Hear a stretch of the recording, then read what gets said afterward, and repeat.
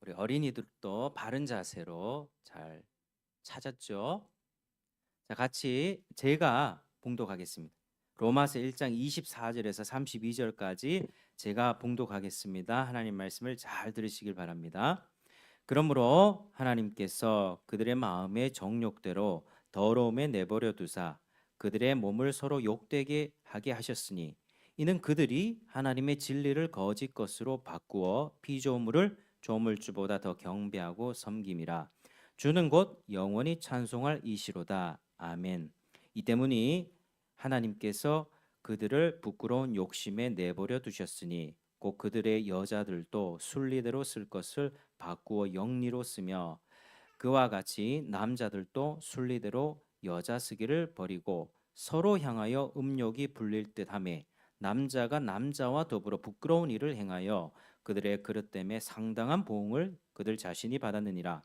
또한 그들이 마음에 하나님 두기를 싫어하며 하나님께서 그들을 그 상실한 마음대로 내버려 두사 합당하지 못한 일을 하게 하셨으니 곧 모든 불의, 추악, 탐욕, 악의가 가득한 자요, 시기, 살인, 분쟁, 사기, 악독이 가득한 자요, 수군수군하는 자요, 비방하는 자요, 하나님께서 미워하시는 자요, 능욕하는 자요, 교만한 자요, 자랑하는 자요, 악을 도모하는 자요, 부모를 거역하는 자요, 우매한 자요, 배약하는 자요, 무정한 자요, 무자비한 자라.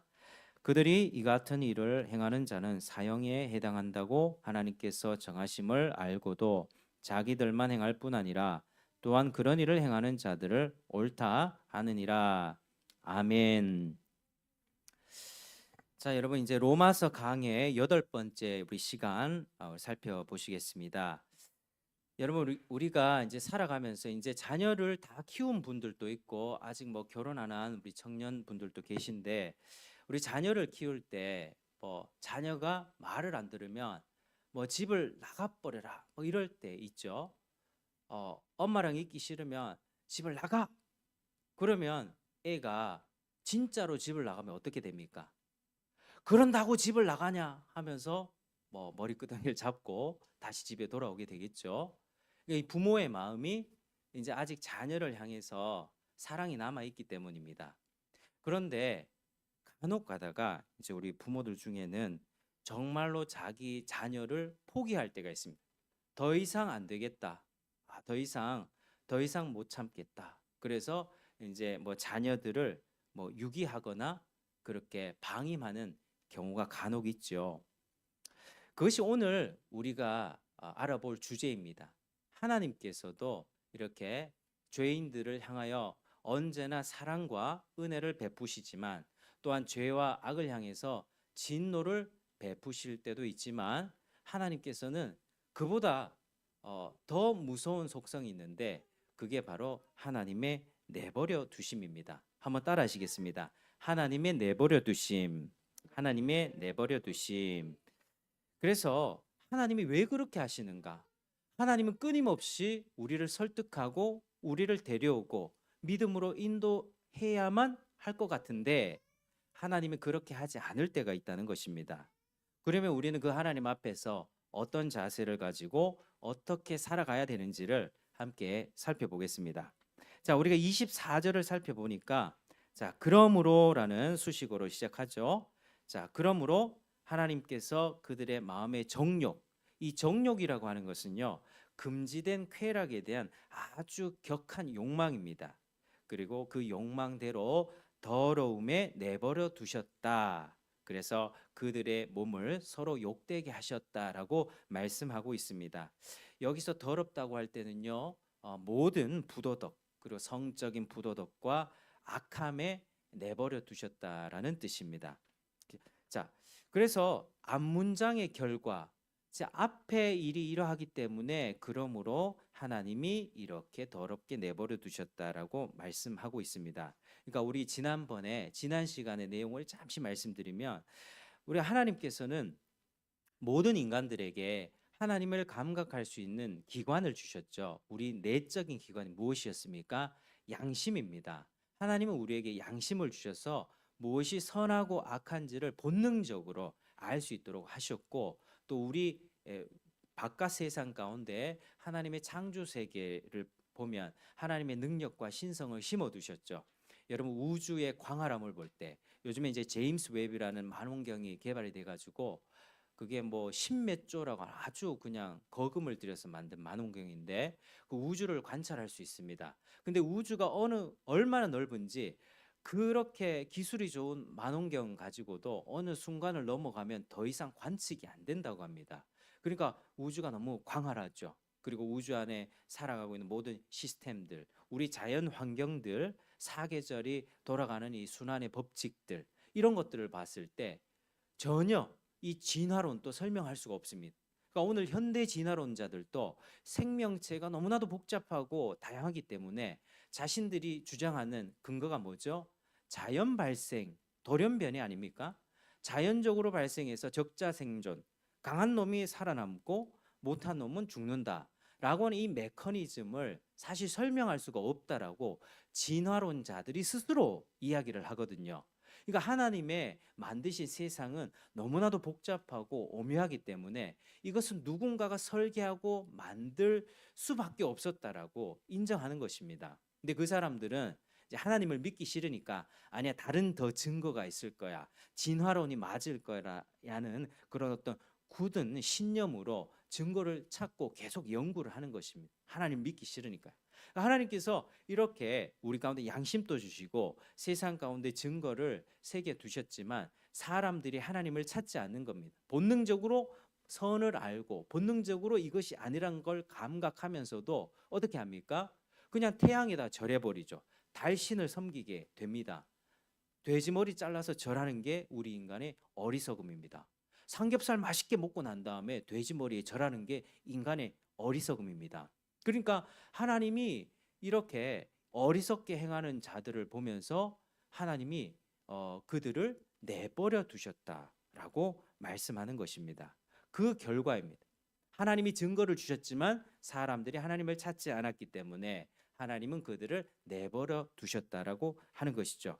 그래서 하나님은 의도적으로 더러움에 버려 두신 것입니다.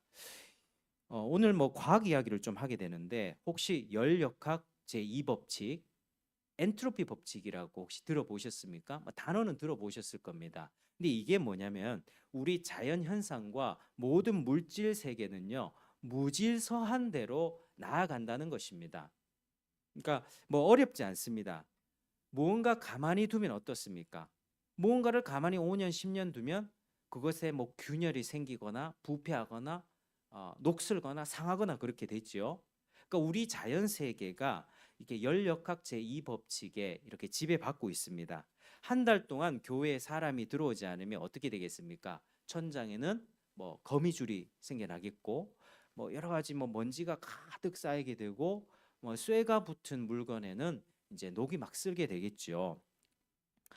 그런데 이 열역학 제2법칙을 모든 과학자들이 다 인정하는데 특별히 하나님을 믿는 사람들, 과학자들은 이게 어디서부터 생겨났을까? 하나님이 세상을 아름답게 만드셨잖아요. 쇠퇴하고 죽고 상하게 하는 방식으로 하나님은 만들지 않으셨거든요. 어디서부터 시작되었는가? 창세기 3장에 사람이 죄를 범함으로써 하나님의 저주를 받죠. 죄로 인한 저주를 받고 사망이라는 형벌을 받습니다. 그때에 온 세상과 피조 세계도 이 땅도 저주를 받습니다. 그래서 이 땅이 식물을 그전에는 아주 쉽게 내고 곡식과 열매들을 아주 쉽게 수확할 수 있었는데 그때부터는 가시덤불과 엉겅퀴를 내면서 사람들이 수고하고 노동해야만 땅을 경작하고 막 이렇게 고되게 노동해야만 먹을 수 있는 시대가 된 것이죠. 창세기 3장부터 온 세상에 열역학 제2법칙이 그때부터 들어왔다고 그렇게 이제 하나님을 믿는 과학자들은 그렇게 해석을 합니다. 그게 굉장히 일리가 있습니다. 그래서 사람뿐만 아니라 온 물질 세계도 저주받았기 때문에 이 세상은 엔트로피 그러니까 무질서입니다. 무질서가 증가하는 방향으로 그렇게 쇠퇴한다는 것입니다. 사람들을 생각해 보겠습니다. 여러분 사람들의 마음이 어떻습니까? 사람들도 이 마음이요 가만히 내버려 두면 선한 곳으로 발전이 되겠습니까? 악으로 기울겠습니까? 우리들의 경험에 비춰보면 악에 기우는 게 사람들의 마음이죠. 그러니까 학교에서 도덕 윤리 배우잖아요, 학생들이. 도덕 윤리 시간에 거짓말하지 마라, 양보하지 마라고 아무리 가르쳐도 어떻게 됩니까? 자기가 손해 볼 것 같은 상황이 딱 닥치게 되면 거짓말이 툭 튀어나오게 됩니다. 배가 너무 고프면 어떻게 됩니까? 양보하지 않고, 양보는커녕 새치기를 하게 되죠. 그걸 알지 않습니까? 그게 나쁘다는 걸 알면서도 자기가 굉장히 시급한 상황 속에서는 악을 선택하는 게 인간의 본성이라고 하는 것이죠. 창세기 3장 이후로 우리가 그렇게 망가져 가고 있습니다. 지금 이 순간에 지진이 나면 어떻게 되겠습니까? 지진이 나서 막 무너질 것 같으면 여러분 고상하게 막 옆 사람 도와줄 것 같죠? 아닙니다. 옆 사람 발로 차고 막 그렇게 올라갈 가능성이 큽니다. 그게 우리들의 악한 본성이다라고 하는 것이죠. 그래서 예전에 IT 같은 데 지진이 났을 때 지진으로 인한 1차 피해도 많았지만 2차 피해 어떤 것이 있습니까? 지진 나니까 마트가 다 무너지잖아요. 사람들이 살인하고 강도하고 방어하면서 그 마트 가서 물건을 약탈했다고요. 그 2차 피해가 더 큰 것입니다. 사람들의 마음이 우리 가운데 전쟁이 일어났다고 생각해 보십시오. 뭔가 터가 무너집니다. 학교가 무너지고 홈플러스 무너지고 이마트 무너지고 당장 사람들의 생존에 급급한 상황이 되면 어떻게 돼요? 사람들이 다 강도로 돌변합니다. 안전한 이 시스템이 무너진다면 사람들의 악이 분출하게 되는 것이죠. 사람들의 본성 자체가 그렇게 악하다는 것입니다.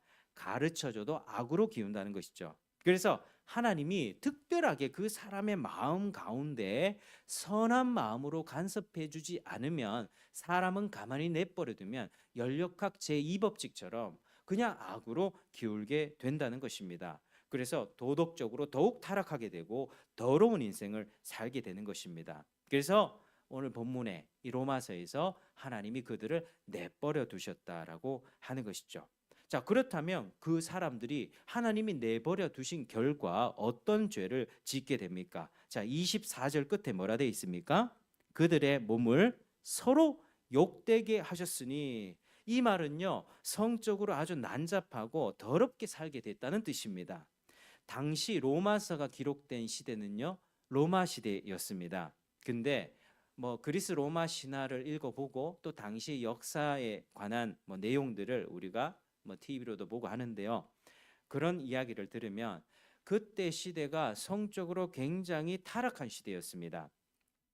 로마는 굉장히 부강한 나라였죠. 모든 길은 로마로 통한다라고 하는 말이 있는 것처럼 로마가 아주 강대국이었고 모든 부유함과 풍요로움과 모든 문명들이 발전했습니다. 전쟁을 통해서 막대한 부를 창출해냈죠. 노예를 수입해 오니까 로마 시민들은 일을 할 필요가 없어졌습니다. 그래서 로마 시민들에게 넘치는 게 뭐였습니까? 돈 많죠? 시간이 많았습니다. 그러면 여러분 돈 많고 시간 많으면 사람의 마음이 어디로 기울까요? 자기를 즐겁게 해주는 쾌락이나 유흥이나 어떤 공연이라든지 엔터테인 이런 쪽으로 사람의 마음이 기울게 되는 것입니다. 그래서 욕망과 어떤 쾌락을 극도로 추구하게 되죠. 그래서 로마 시대에는 검투사 경기, 사람을 찔러 죽이는 게 여러분 그게 어떻게 우리가 보기에는 굉장히 잔인하잖아요.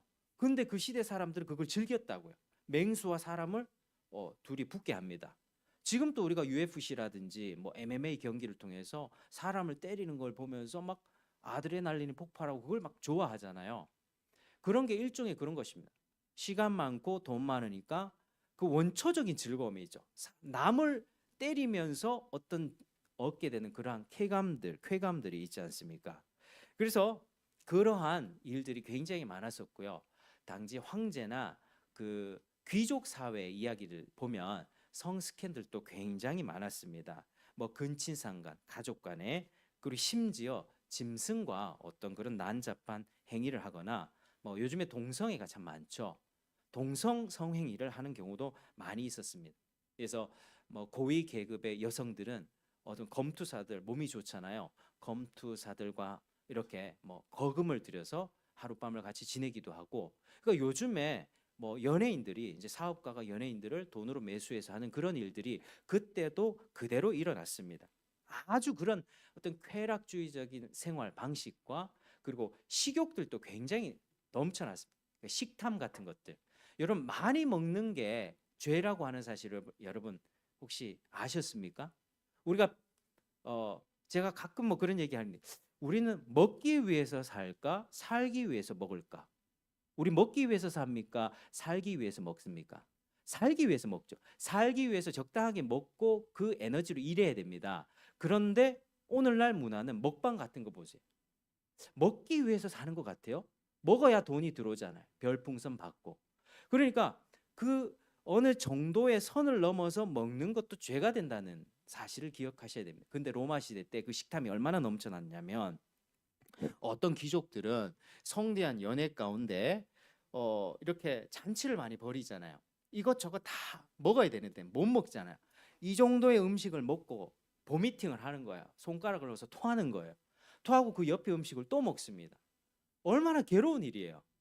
토하면은 뭐가 올라옵니까? 위산이 올라오죠. 식도 다 상하거든요. 그런데 그러한 행동들을 했다는 거죠. 이 음식 저 음식 다 먹고 싶은 식탐 때문에 그러한 일들이 있었다고 하는 것입니다. 그러니까 로마 시대는 풍요로웠습니다. 굉장히 사치스러웠습니다. 그런 가운데 자신의 입과 눈과 몸을 즐겁게 하는 그런 욕망과 쾌락을 엄청나게 추구하면서 심각하게 타락해 버린 것이죠. 사람이 이성을 잃어버렸습니다. 짐승이 되어버렸습니다. 본능과 욕망과 쾌락이 지배하는 그런 삶을 살아가게 됐던 것이죠. 그 결과가 어디서부터 시작됐다고요? 하나님이 버려두신 결과였다고 하는 것입니다. 25절 같이 읽겠습니다. 시작. 이는 그들이 하나님의 진리를 거짓 것으로 바꾸어 피조물을 조물주보다 더 경배하고 섬김이라. 주는 곧 영원히 찬송할 이시로다. 아멘. 자, 그들이 하나님의 진리를 거짓 것으로 바꿨다고 하는데 하나님의 진리는요. 하나님의 창조주 되심입니다. 세상 가운데 심어두셨던 하나님이 이 세상 만물의 주인이라는 사실, 그리고 사람은 하나님을 따라 살 때에 하나님의 말씀을 쫓아 살 때에 가장 행복하고 가장 만족을 누릴 수 있다는 이 진리를 거짓 것으로 바꿔버렸다는 것입니다. 그래서 피조물에게 뭐 그리스 로마 신화 보면 뭐 위에는 사람이고 밑에는 짐승이고 뭐 독수리 형상 뭐 메뚜기 형상 온갖 짐승의 형상을 만들어서 우상을 숭배했지 않습니까? 그런 결과로 그렇게 됐다는 것입니다. 그래서 26절에 또 나옵니다. 우리 26절 같이 읽겠습니다. 시작. 이 때문에 하나님께서 그들을 부끄러운 욕심에 내버려 두셨으니 곧 그들의 여자들도 순리대로 쓸 것을 바꾸어 영리로 쓰며, 자 하나님 또 나오죠. 부끄러운 욕심에 내버려 두셨다. 그 결과 26절 끝은 무엇을 말씀하고 있습니까? 여자들의 동성 성행위를 뜻하고 있습니다. 자, 자연 질서를 거스르는 방식으로 여인들이 난잡한 생활을 했다는 것입니다. 이런 문란함이 당시에는 굉장히 심했는데요. 로마의 철학자였던 세네카는 이런 말을 했습니다. 어떤 여인들은 이혼하기 위해서 결혼했고 결혼하기 위해서 이혼했다. 이거 뭡니까? 만족이 되지 않는 거죠. 결혼했다가 저 사람 결혼하려고 이혼하고 또 결혼하고 이혼하고 이런 삶을 반복했다는 것입니다. 어떤 여인은요 5년 동안 8명의 남편을 가졌다고 합니다. 그리고 글라우디오 황제 아내였던 아그리빠나라는 황후가 있었습니다. 왕비가 있었는데 이 여인은 얼마나 그 욕정이 불탔는지 매일 밤마다 자신의 스스로가 매춘부가 돼서 밤마다 몰래 매운 굴로 가서 그렇게 했다는 거죠. 그런 기록들이 있습니다. 자, 이어지는 27절에는 이제 27절에는 남자들의 동성애를 또 말하고 있습니다. 남자들도 순리대로 여자 쓰기를 버리고 서로 향하여 음욕이 부릴 듯하며 남자가 남자와 더불어 부끄러운 일을 행하여 그들의 그릇 때문에 상당한 보응을 자신이 받았다 이렇게 말씀하고 있죠.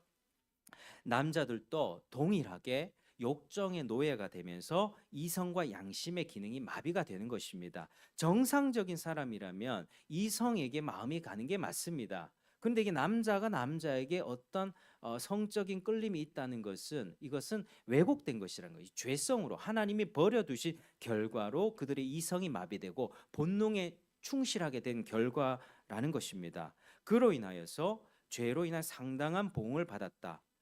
동성애라고 할 때 이 죄의 대가는요 정신적인 황폐함이 있습니다.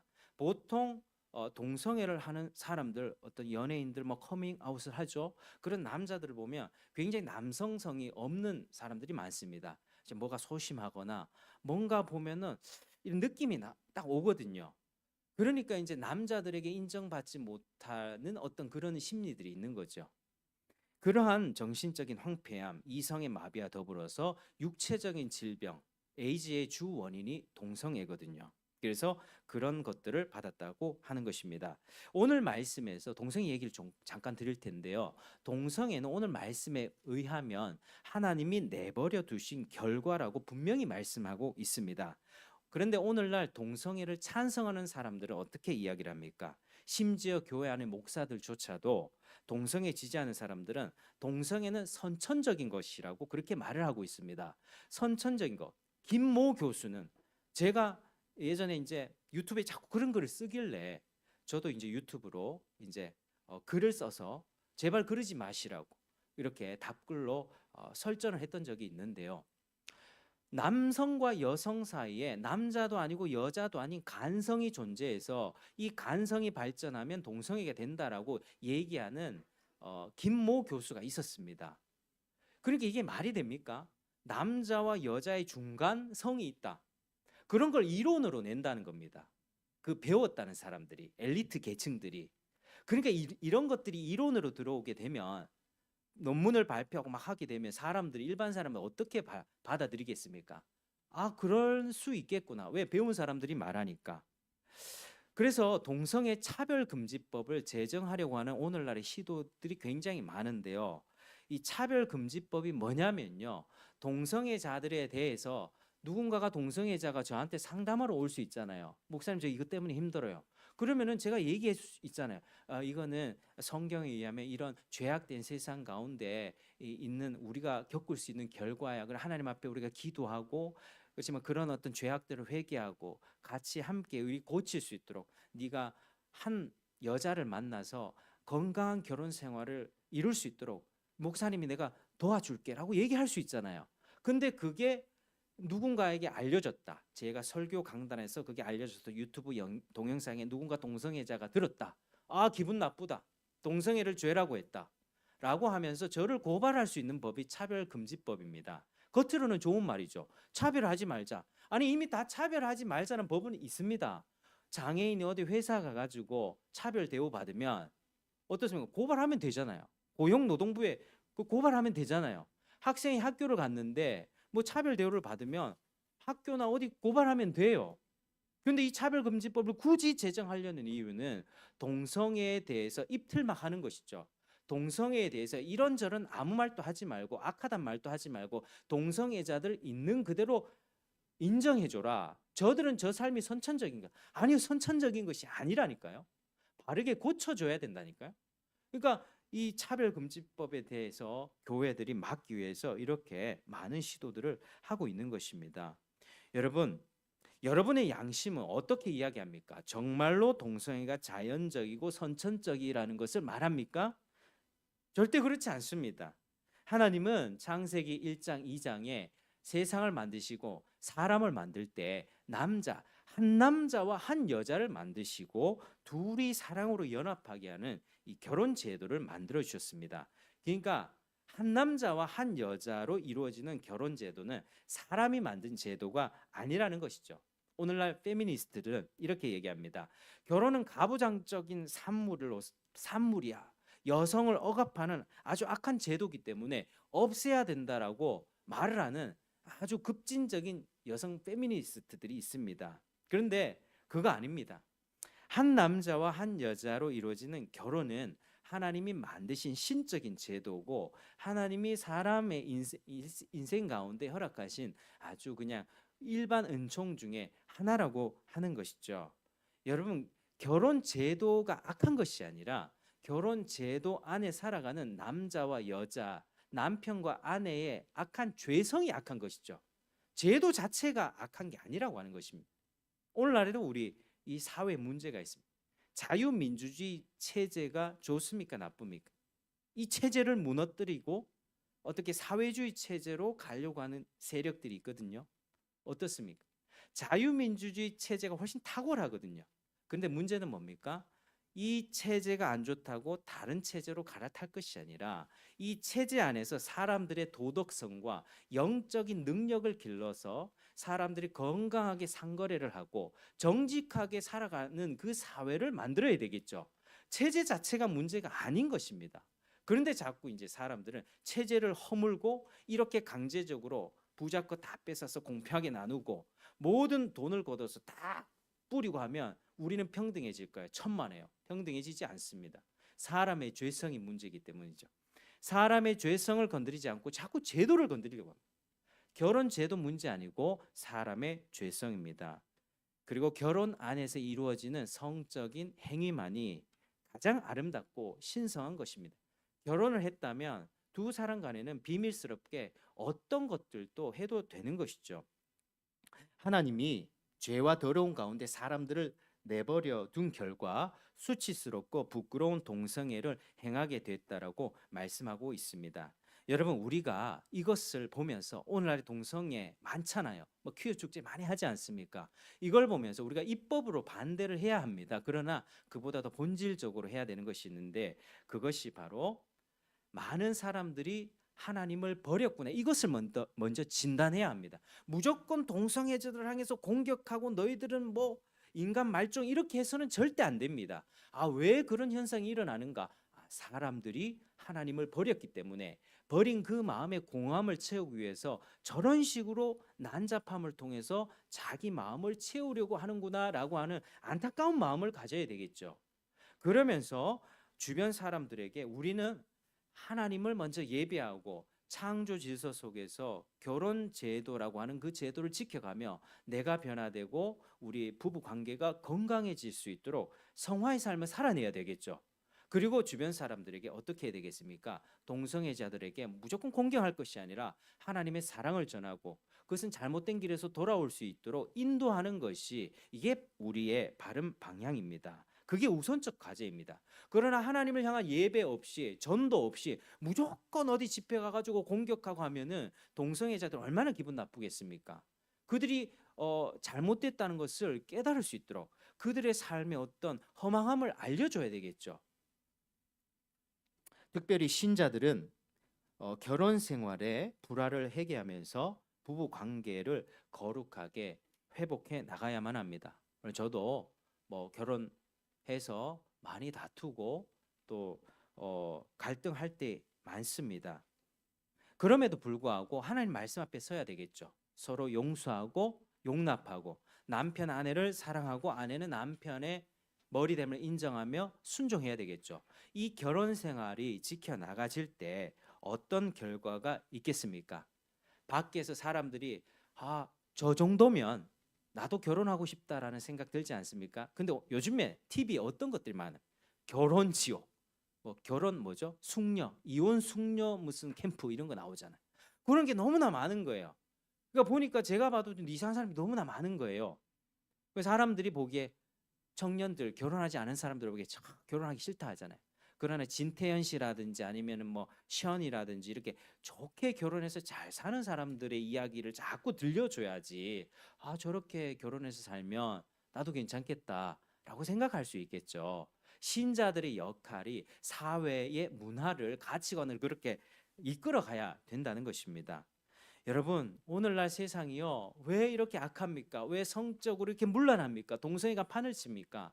차별금지법 제정해라고 그렇게 난립니까? 사람들이 하나님을 떠난 것에 있습니다. 오늘날 사람들이 추구하는 과도한 욕망과 쾌락주의는요, 마약과 성적인 어떤 그런 것들은요, 하나님으로 채워지지 않는 그 공허함 때문에 몸서리 치는 것입니다. 또 하나님께서 버려두신 사람에게는요, 성적인 부도덕뿐만 아니라 다른 도덕적 불의함들도 나타납니다. 여러분 28절 한번 읽어보겠습니다. 시작. 하나님 두기를 싫어하며 하나님께서 그들을 그 상실한 마음대로 내버려 두사 합당하지 못한 일을 하게 하셨으니. 자, 또 나오죠. 하나님이 그들을 그 상실한 마음대로 내버려 두사. 오늘 내버려 두사라는 표현이 3번 나옵니다. 하나님 그냥 내버려 두셨다. 그래 네가 살 길 그냥 네가 알아서 살아라 이 뜻이죠. 그래서 마음에 하나님 두기를 싫어했다는 말은 하나님을 지식에 둘 만한 가치가 있는 분으로 여기지 않았다는 뜻입니다. 하나님에 관한 지식을 받아들이기 싫어했다는 것입니다. 하나님이 이야기해주고 창조주 되심을 알려주고 예수 그리스도의 복음을 전해도 그거를 의도적으로 거부했다는 것입니다.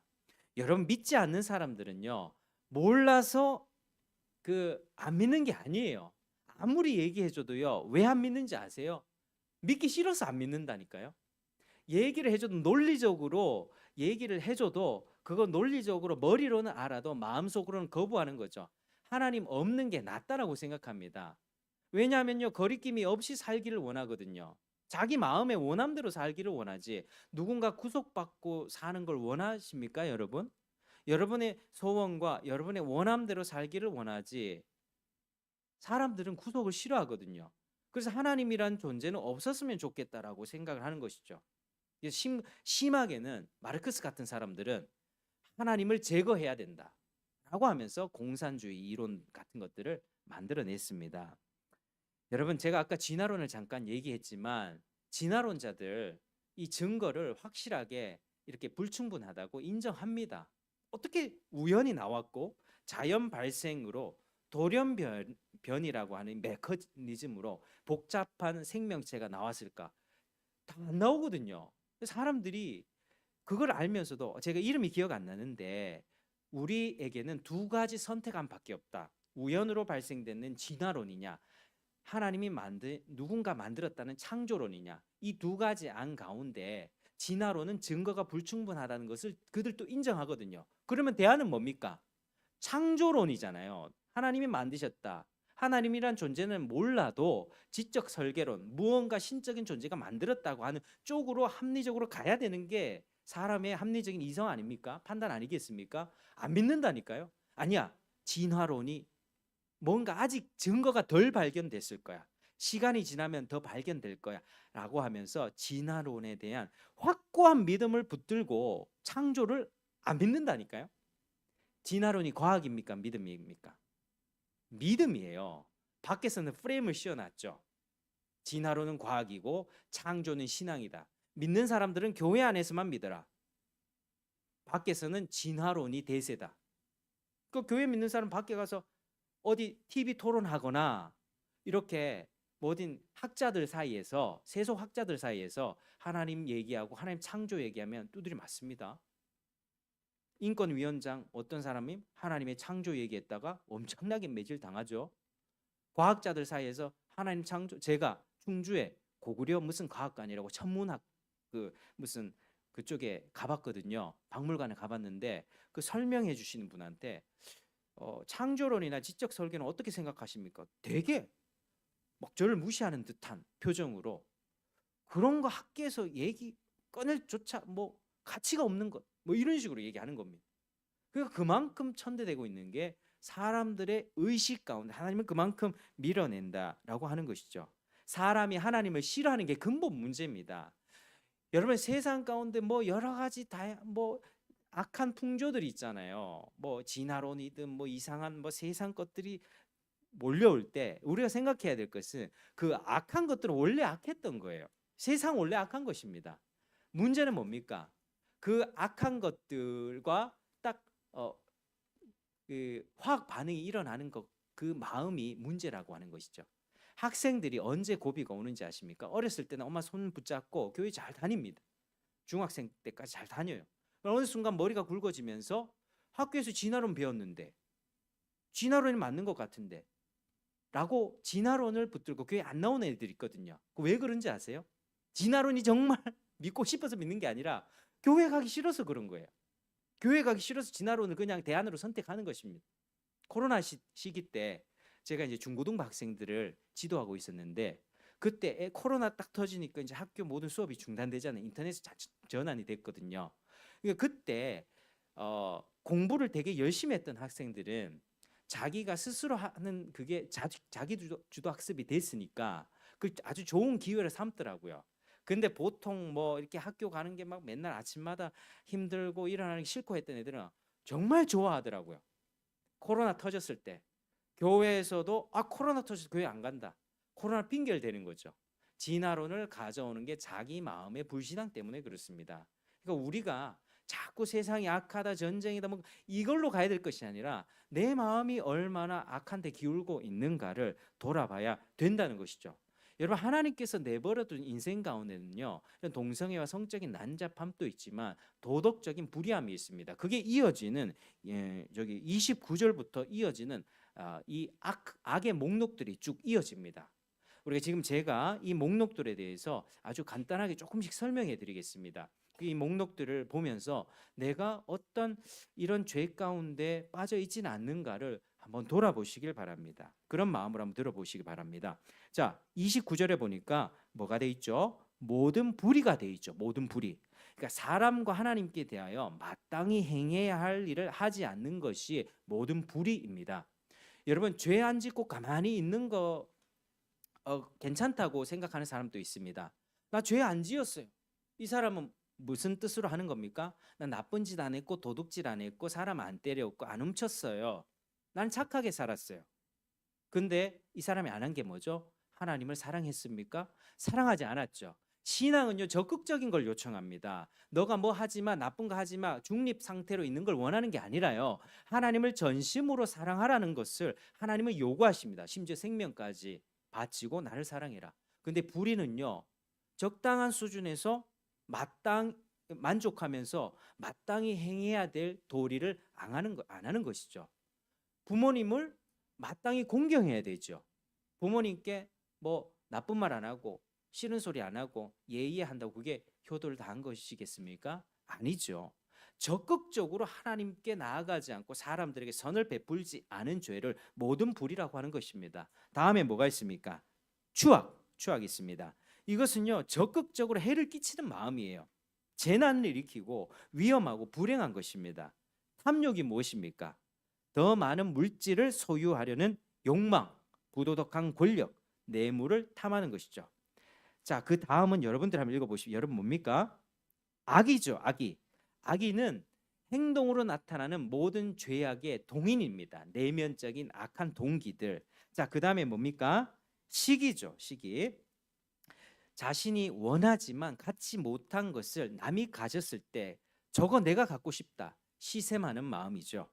살인은 뭡니까? 실제 사람을 죽이는 것과 더불어 예수님의 말씀에 의하면 미워하는 마음까지 살인입니다. 분노의 마음도 살인입니다. 분쟁은 무엇입니까? 내면의 시기나 증오에서 비롯된 격렬한 다툼, 경쟁 같은 것입니다. 자, 그 다음에 사기 아시죠? 자기 목적을 이루기 위해서 수단 방법을 가리지 않고 음흉한 방법을 이렇게 쓰는 사람들. 자, 그 다음에 뭐가 있습니까? 악독입니다. 악독. 모든 것을 가장 나쁘게 해석하는 마음이에요. 여러분, 같은 상황을 봐도 감사로 가는 사람이 있고 같은 상황에서도 계속 불평하고 원망하고 악하게 해석하는 사람들이 있습니다. 악독입니다. 자, 그 다음에 뭐가 있습니까? 수군수군. 이거는 상대를 향해서 고자질하고 헐뜯고 은밀하게 남을 비난하면서 악평하고 돌아다니는 것, 뒤에서 남욕하는 것이죠. 이것은 사탄이 주로 사용하는 공격입니다. 참소하는 것입니다. 중상모략하는 것입니다. 수군수군하는 것. 여러분, 특별히 사람들과의 관계 속에서 뒤에서 수군수군하고 뒷말 많이 하게 되는데 그게 죄가 많거든요. 특별히 이제 남자들도 그렇지만 여자들 사이에서는 그게 더 많습니다. 그 죄를 주의해야만 합니다. 그렇게 뒤에서 말을 했을 때 결국에는 그게 결국 나에게 화살로 돌아오게 돼 있습니다. 여러분, 손을 이렇게 하고 남에게 손가락질 하잖아요. 세계는 자기에게 돌아오게 됩니다. 그게 하나님의 법칙입니다. 자, 그 다음에 뭐가 있습니까? 비방이죠. 비방. 이 독설가고 공개적인 모욕을 하는 것입니다. 그 다음에는 하나님께서 미워하시는 자. 이거는요, 다르게 해석이 되는 게 하나님을 미워하는 자라고 해석도 됩니다. 그래서 이런 자들은 그냥 하나님을 장애물처럼 여깁니다. 하나님을 미워하는 거예요. 하나님이 없었으면 좋겠다, 이렇게 생각하는 것이죠. 자, 그 다음에는요, 능력이 있습니다. 능력. 이 거만한 태도로 앙심을 품고 남을 괴롭게 하는 것에서 쾌감을 얻는 사람들이 있을 겁니다. 그게 능력입니다. 자, 그 다음에 뭐가 있습니까? 교만은 거만한 태도로 앙심을 품고 다른 사람을 위해서 군림하려고 하는 자세가 교만이겠죠. 자, 자랑. 그다음에 자랑인데, 자랑은 자기가 소유하지 못한 것을 억지로 주장하는 자들로서 자격도 되지 않는 신분과 지위를 얻으려고 애쓰는 자들이 바로 이런 사람입니다. 악을 도모는 뭡니까? 악을 진짜 만들어내는 거죠. 여러분, 요즘에 지능적인 범죄가 많잖아요. 그 보이스피싱 같은 거 잘못하면 넘어갑니까? 저희 고향 부모님 또 한번 넘어가가지고 누군가가 막 제가 전한 적이 없는데 아들이라고 하면서 뭐 계좌번호랑 뭐 신용카드 찍어서 보내라고. 그러니까 이 시급하니까 저희 어머니 기도하고 이런 분인데도 막 다급하니까 넘어가시더라고요. 그러니까 지능적 범죄죠. 이 자본주의 사회에서 어떻게 하면은 사람들을 속여서 돈을 벌 수 있을까? 악을 도모하는 것입니다. 자, 부모 고역. 그다음에 부모 고역. 하나님의 대리 통치권인 부모의 권한에 도전하는 것입니다. 여러분, 이 자녀된 입장도 있고 부모된 입장도 있는데 눈에 보이지 않는 하나님 대신에 하나님은 부모를 주셨습니다. 그래서 하나님은 이 세상 가운데 악이 아니라 선을 행하며 살아갈 수 있도록 부모의 모성애와 본능적인 사랑 가운데 보살핌과 보호를 받도록 하셨죠. 부모를 거역하는 것은 아주 큰 죄입니다.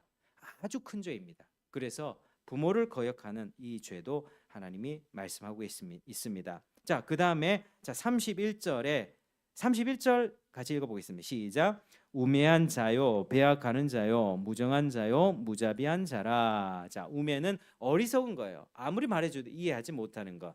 배약은 뭘까요? 계약을 어기는 거예요. 계약. 결혼 또 언약인데 결혼 언약 어기고 또 서로 간에 어떤 계약서를 쓴 거 이렇게 깨는 거죠. 신용 없는 거죠.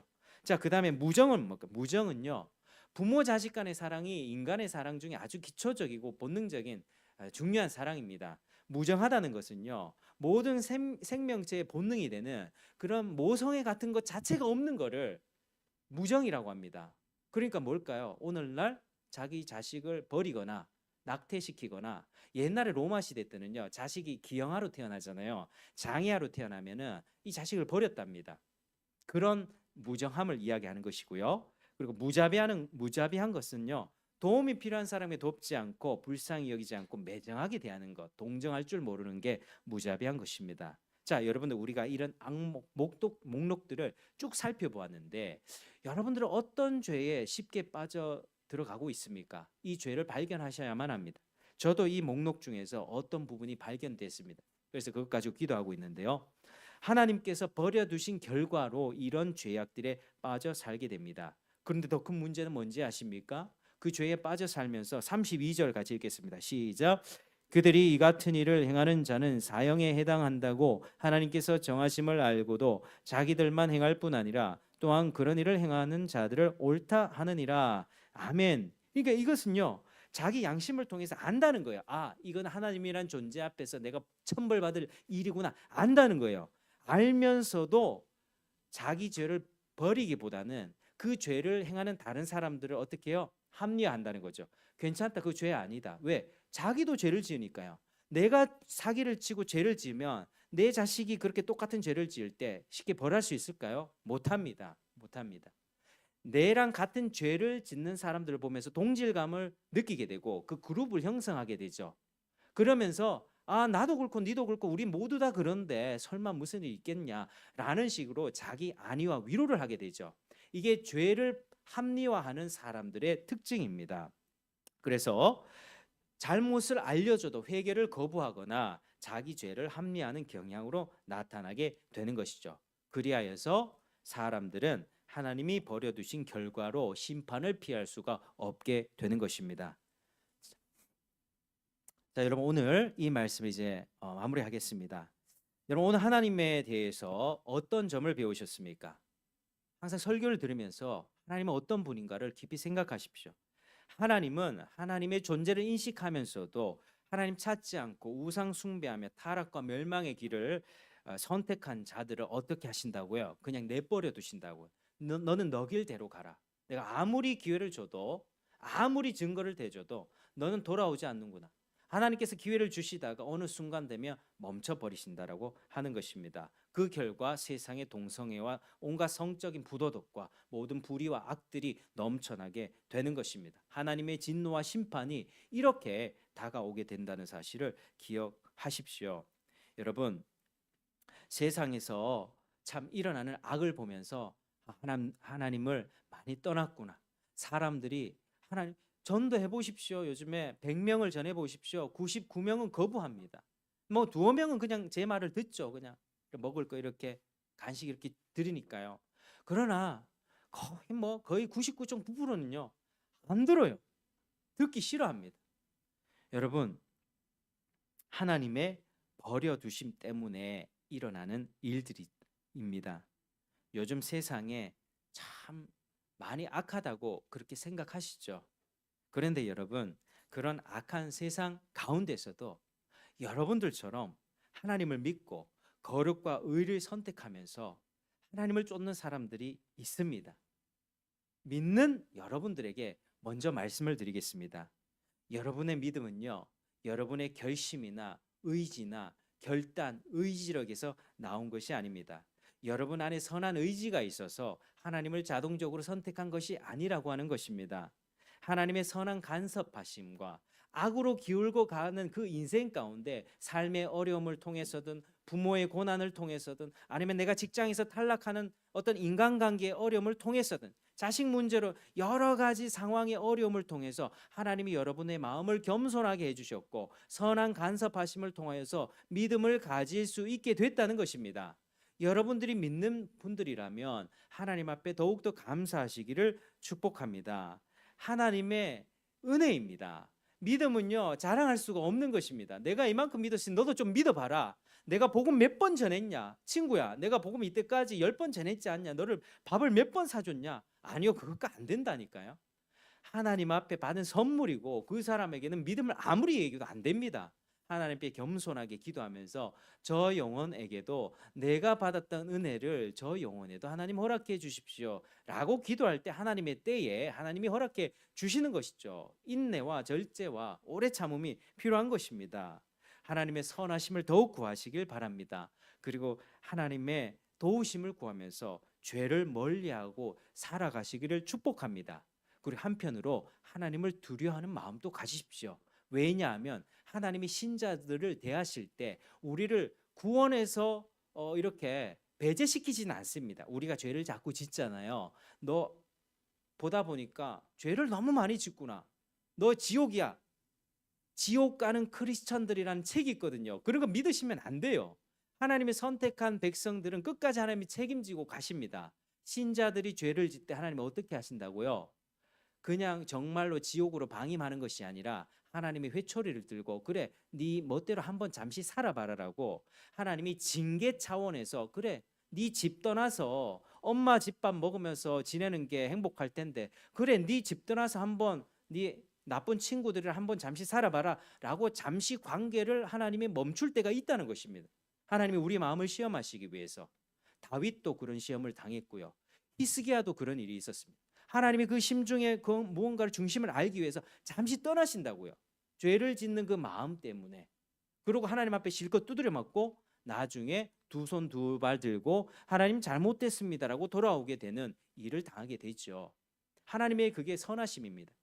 여러분 두드려 맞고 하나님 앞에 믿음을 갖는 게 좋습니까? 하나님 말씀 듣고 즉각 듣는 게 좋습니까? 즉각이 좋죠. 두드려 맞고 돌고 돌고 돌아서 오는 것이 아니라 하나님의 말씀 앞에서 서서 말씀 앞에 돌이키고 하나님의 자녀로서 이 세상 가운데도 복받고 은혜 누리면서 살아가는 여러분 되시길 바랍니다. 제가 목회자의 입장에 있지만 성도들이 어떻게 살아가면 좋을까? 어떤 바람이 있는지 아세요? 저렇게 두드려 맞고 여러 가지 징계를 통해서 돌아서 오는 것도 감사한 일이지만 지옥 가지 않고 그렇게 오는 게 감사한 일이지만 하나님 앞에서 말씀 앞에 서고 말씀 앞에 순종하면서 이 세상 가운데도 잘 살았으면 좋겠어요. 물질의 복도 받고 건강의 복도 받고 자녀들도 잘 되고 그게 목회자들의 마음입니다. 그런데 현실이 그렇지 않죠. 하나님을 밀쳐내니까 자꾸 두드려 맞는 길로 가는 것입니다. 그래서 하나님을 두려워해야 합니다. 내 믿음은 영원한 믿음이니까 죄 좀 지어도 괜찮지? 절대 그거 아닙니다. 구원파식 믿음 버려야 되는 것이죠. 여러분, 이제 믿지 않는 여러분들이 있다면 아직 나는 믿음이 있는지 잘 모르겠어 라고 한다면 그분들에게 말씀드리겠습니다. 여러분들이 아직 믿음이 없다고 해서 하나님 나를 버리신 거 아닌가 라고 실망하지 마시길 바랍니다. 왜냐하면 하나님이 지금 이 순간에도 우리는 하나님의 선한 간섭하심을 받은 복된 존재들이기 때문입니다. 우리는요 지금 하나님의 선하신 간섭하심을 받았기 때문에 이 자리에 온 것이죠. 이거 우연이 아닙니다. 이 시간 이곳에 와서 하나님의 버려두심에 대한 설교를 듣고 하나님을 묵상하며 내가 하나님 앞에 어떻게 살아가야 되는지를 배울 수 있다는 거, 이거 굉장한 축복입니다. 예배 자리에 있다는 것 자체. 그래서 하나님은 지금 이 순간에도 내가 믿음이 아직 없는 것 같아라고 할지라도 선하게 인도해주고 계십니다. 이제 여러분은 복음 앞에, 말씀 앞에 순종하기만 하면 됩니다. 결단코 어렵지 않습니다. 하나님의 거룩 앞에서 죄인됨을 인정하며 내 힘과 의로는 하나님께 닿을 수 없음을 고백하시고 그리스도가 내 앞에, 하나님 앞에서 내 모든 죄를 담당하시고 나를 위해서 모든 의를 이루셨다는 사실을 믿기만 하면 되는 것입니다. 구원 어렵지 않습니다. 여러분들이 마음을 열고 결단하시면 되는 것입니다. 지금 이 순간에라도 결단하면 당장 믿음을 하나님께서 허락해 주십니다. 의지적으로, 의도적으로 하나님 믿기를 거부하지 마십시오. 아, 내년에요. 아니면은 뭐 제가 다 나중에요. 미루지 마십시오. 구원의 은혜는요 지금이 은혜의 날입니다. 믿음 갖기를 주저하지 마십시오. 그래도 주일 예배 뭐 드리는 정도면 되겠지, 뭐 나중에 그렇게 큰 심판을 받겠나, 뭐 나처럼 그렇게 하는 사람 많던데 라고 말하면서 스스로 위로하지도 마십시오. 거짓 위로입니다. 여러분, 하나님은요 여러분이 확실하게 믿음을 가져서 구원받기를 원하십니다. 악에 기울어져서 죄와 사망 가운데, 부패한 가운데 성적으로 타락하며 뭐 온갖 자기 쾌락을 추구하면서 지옥 형벌로 이끌려가는 인생 가운데 하나님은 구원해 주기를 원하십니다. 하나님은 이 옛사람을, 악에 기울어진 옛사람을 그리스도와 함께 십자가에 못 박고 하나님께 돌아오기를 원하십니다. 예수님을 믿고 영생을 얻길 원하신다는 것이죠. 여러분, 믿음을 주저하지 마시고 속히 결단하셔서 참 믿음 가지고 하나님을 온전히 섬기게 되기를 주의 이름으로 축복합니다. 이런 모든 하나님의 은총이 믿는 분이나 아직 주저하는 분들에게나 동일하게 부어져서 우리가 함께 하나님을 행복하게 섬기기를 주의 이름으로 축복합니다. 기도하겠습니다. 하나님 아버지, 감사합니다. 오늘 예배 가운데서도 우리를 경고하여 주시고 우리의 삶에 대해서 돌아보게 하시니 감사합니다. 하나님을 떠나니 하나님이 버려두시고 인생은 더 괴로운 길로 가게 되는 것입니다. 하나님, 우리가 어느 길에 있든지 더욱더 우리가 믿음을 갖고 살게 도와주시고 믿음이 없다면 주저하지 말고 주님을 선택할 수 있도록 도와주시고 선, 거룩, 의와 모든 생명의 길을 선택할 수 있도록 축복하여 주옵소서. 감사하며 예수님 이름으로